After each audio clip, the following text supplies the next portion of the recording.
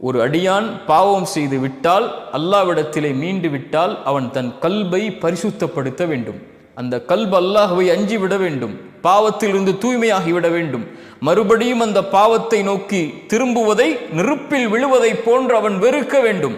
ஒரு பாறை அவனை நோக்கி உருண்டோடு வந்தால் எப்படி மரணத்தை பயப்படுவானோ அது போன்று மறுபடியும் அந்த பாவத்தை அவன் செய்வதை தூய்மையாக்கியதற்கு பிறகு அவன் அஞ்ச வேண்டும். ஏன்? அவன் மகத்துவமிக்கவனுக்கு முன்னால் நின்று தௌபா செய்திருக்கிறான். மகத்துவமிக்கவனுடைய பார்வையை பயந்து தௌபா செய்திருக்கிறான். அந்த மகத்துவமிக்கவனுடைய பார்வை மறுபடியும் அவன் மீது பாவம் செய்யக்கூடிய நிலையில் விழக்கூடாது என்று அவன் பயப்படுவான். அதனால் அவன் தூய்மைப்படுத்துவான். அந்த மகத்துவத்தை ஒருபோதும் அவன் சாதாரணமாக நினைத்து விட மாட்டான். நம்மில் பலர் நினைப்பதை போல அல்லாஹ் பாவங்களை மன்னிப்பான், பாவம் செய்து கொண்டே இருக்கலாம். யாஹி யா உக்தி, அல்லாஹ்வுடைய மகத்துவத்தை தரக்குறைவாக பார்க்காதே. அல்லாஹ் உன் பாவத்தை மன்னிப்பான். எந்த பாவம் செய்தாலும் அல்லாஹ் மன்னிப்பான். ஷிர்க்கை கூட மரணத்திற்கு முன்னால் தௌபா செய்தால் அல்லாஹ் மன்னிப்பான். ஆனால் அல்லாஹ்வை கேலியாக்குவதா?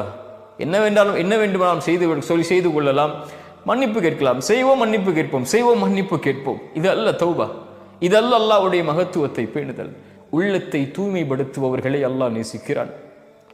உங்களுக்கு தெரியுமா, சொர்க்கம் சுத்தமான பூமி. அந்த சுத்தமான பூமியில் சுத்தமான உள்ளத்தை உடையவர்கள் மட்டும்தான் நுழைய முடியும். இந்த கூட்டத்தை உடையவர்கள் மட்டும்தான் நுழைய முடியும். சொர்க்கத்தில் ஒரு புள்ளி, ஒரு கடுகளவு பாவம் உள்ளவன் கூட சொர்க்கத்தில் நுழைய முடியாது. சொர்க்கம் சுத்தமானவர்கள், தூய்மையானவர்கள், உண்மையாளர்கள், நபிமார்கள், நல்லவர்கள், அல்லாஹ்வுடைய இறைநேசர்கள், தூய்மையில் மேலானவர்கள் வாழக்கூடிய பூமி. அங்கே பாவங்களுக்கு அனுமதி கிடையாது.